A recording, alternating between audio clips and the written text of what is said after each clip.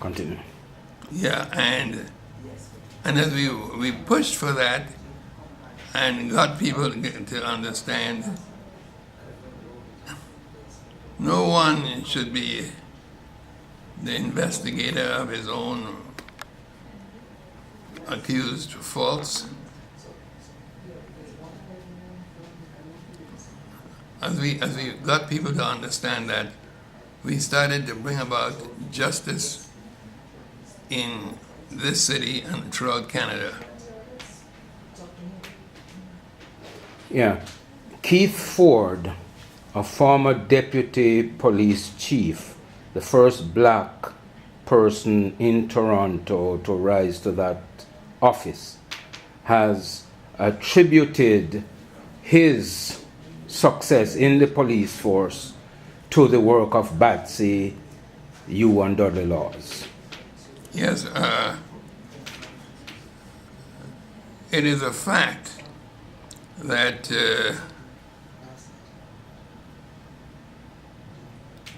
in Toronto, in Canada, in Ontario, there's a greater acceptance of diversity of race, gender, nationality in various positions.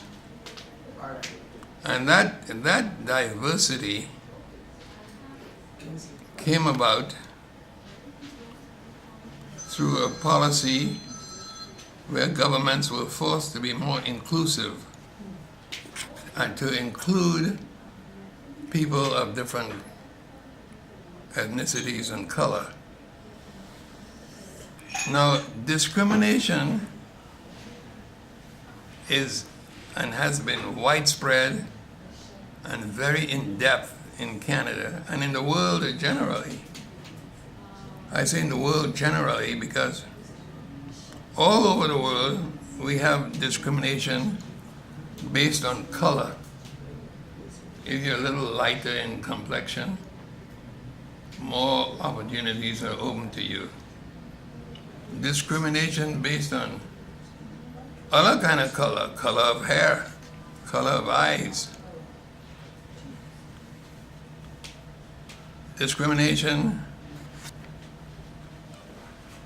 is so widespread, or was so widespread, that it became to be normal and accepted. So all over the world, discrimination became to be accepted as a norm. Discrimination based on your name, if your name was English, based on your accent, based on where you lived, the color of your eyes, and then discrimination became so sophisticated that, especially in the English-speaking areas such as the Commonwealth, class discrimination, name discrimination, discrimination of your background, what school you went to, where you lived and all that. And all of that was based on racial discrimination. And so the job of Batsy and other organizations was to fight and try to overcome this kind of discrimination, which it did very successfully.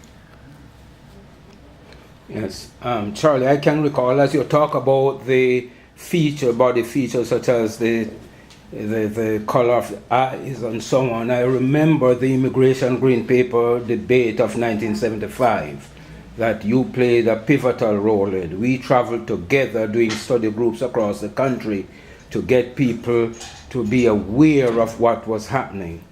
And I remember that what they were trying to do was to stop non-white immigration to Canada. You have any comments on those? Yes. There have been many books, studies, and so on done to show how immigration policy was really geared to keep people of color out. And this was done by positioning immigration offices in different kinds of countries and so on, where very few black people had access to go to make applications to come to this country. You couldn't make an application to come to Canada easily if you lived in certain areas where there were no Canadian embassies. And that was one way in stopping immigration. But even where there were embassies, they didn't allow black people to have applications to come in based on a number of other discriminatory factors. So the job of us who are in this fight was to study and to find out how this immigration discriminatory regime operated. And once we found out how it operated, to expose that to the public. But I would tell you that in spite of all the exposures that we did and the stuff that we did, some of the most obvious discrimination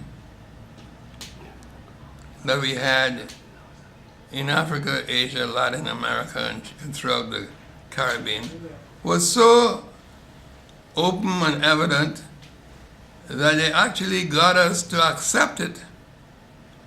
And this is why it has been said by Marcus Garvey and Bob Marley that we must emancipate ourselves from mental slavery. But none but ourselves can do that. They said that because they knew it was one thing when the masters, being the British and their Commonwealth, when they kept us down, that was one thing. But it's another thing when we allowed that. And the fact was that we ourselves have allowed ourselves to be kept down. Yeah. Kwame Nkrumah wrote one of his first books called Neocolonialism, which defined the role of the local bred leaders who carried out the colonial master's will. Is that what you're referring to? Yes. They brainwashed a lot of us to believe that certain kinds of symbols give us privileges, such as, for example, the accent with which we spoke. They thought that gave us, we thought, hey, here's this guy, here's how he's talking. He's not talking the Queen's English, so let's shove him down. Lex exclusive. Now, Charlie, I know we could go on and on, but time is short. So hear me now. Batsy, you founded Batsy with Sharona Hall, who has passed on, Dudley Laws, who has passed on, Denham Jolly. Dudley Laws and yourself were like Sammy's twins in this Batsy movement. You want to talk a little bit about that and how, the passing of Dudley Laws might have affected the movement? Yes,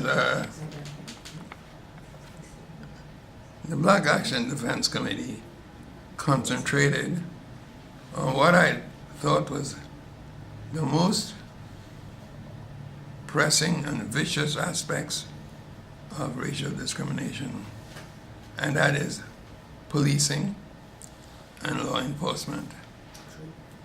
There's no question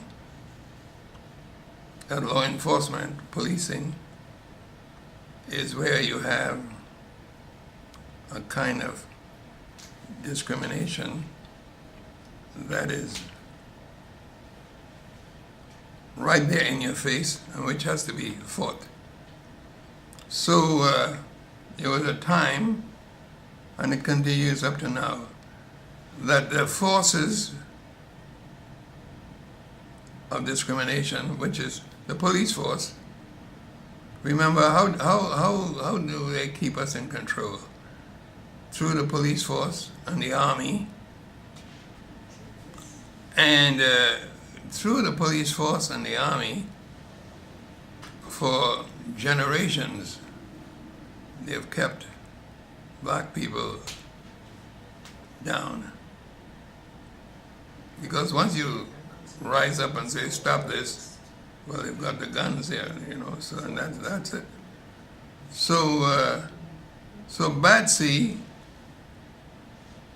was very courageous and said, oh, they want to use their guns against us. That is the police, they want to shoot us down. We got to do something about that. And Batsy protested against that shooting of black people without the use of guns. So it wasn't gun against gun. It was what you might call spiritual resistance and might. That's how we in Batsy fought. Now, this tape will be broadcast in front of the Batsy Gala on Saturday night if you are not able to attend.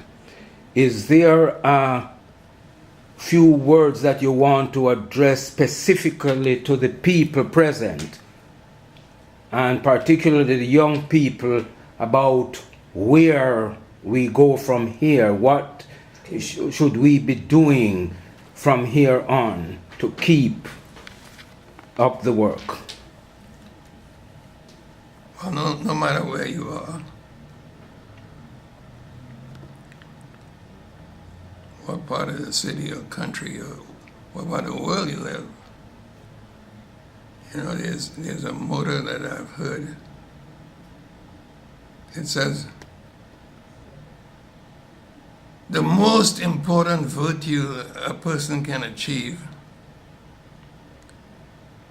is to struggle against imperialism wherever you find it, and in whatever form you find it.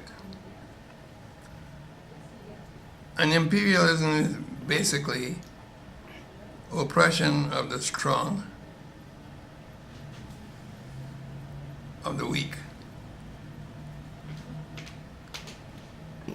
And it takes the form of racism, of course, but not just racism. People in the city try to control people in the countryside. People who have money and class try to repress those who don't. And what Batsy did is basically an aspect of trying to struggle against imperialism. But Batsy, we should remember, was not just something that was local, because it very much was part of the African liberation movement. And we heard words like Zanu, and Zapu, and so on. And we were in the streets saying those things.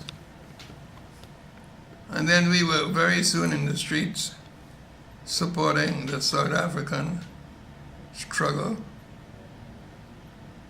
little knowing that that is part of our own struggle here too. So you ask me what can I say to young people and so on. I just say to them, struggle against all forms of oppression, whether it's in the schools, whether it's in the workplace, the sports field. You just struggle against it, because there's nothing better and more you can do. Charlie, Yeah.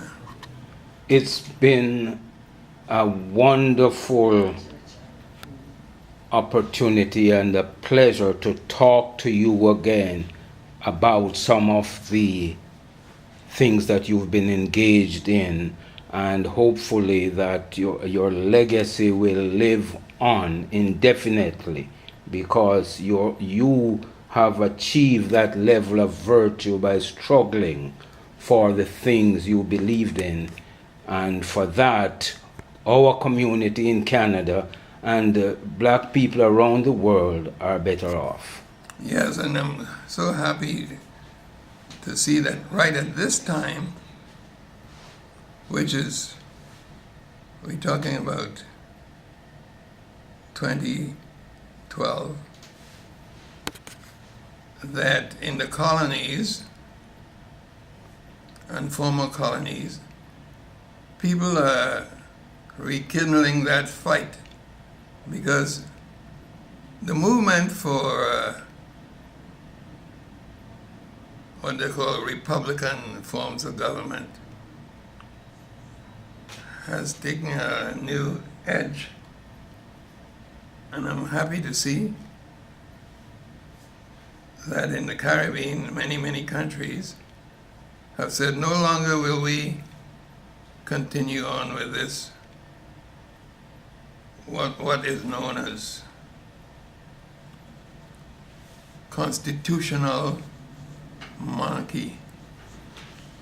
Because constitutional monarchy is what you have in Canada, and that is essentially a racial government. It means that the heads of state has to be the children of a monarch that was not chosen. Hereditary monarchy. We have to struggle against hereditary monarchy. We have to struggle against the Windsor family, who is the head of this Canadian state. And a lot of people don't know this.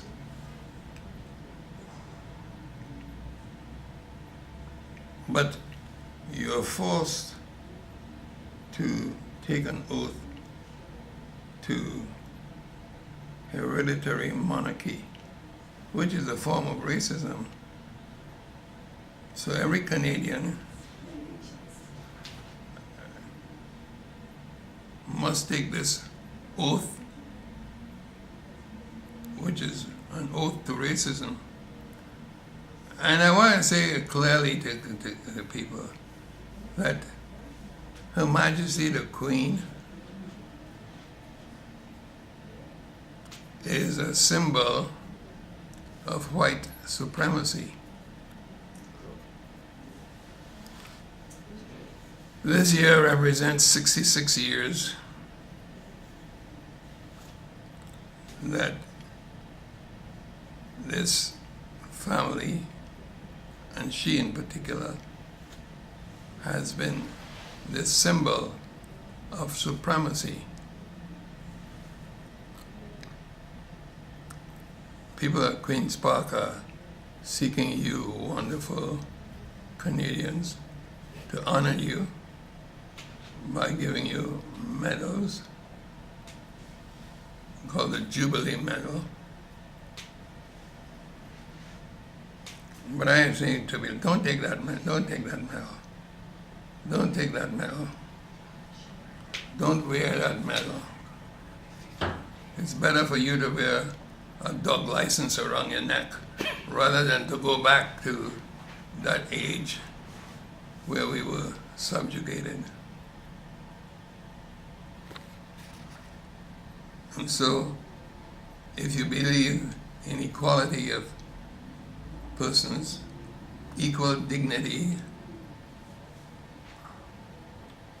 and equal liberty, just don't wear that. Don't wear that.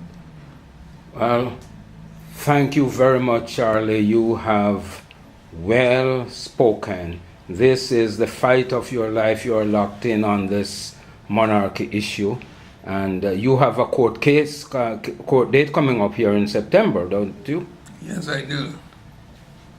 And if I'm successful, I will be able to get my citizenship without swearing an oath of loyalty.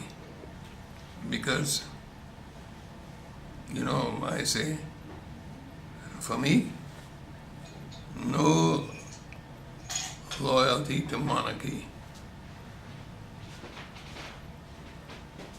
Down with allegiance to monarchy. Okay, thanks, Charles. It's been a pleasure once again.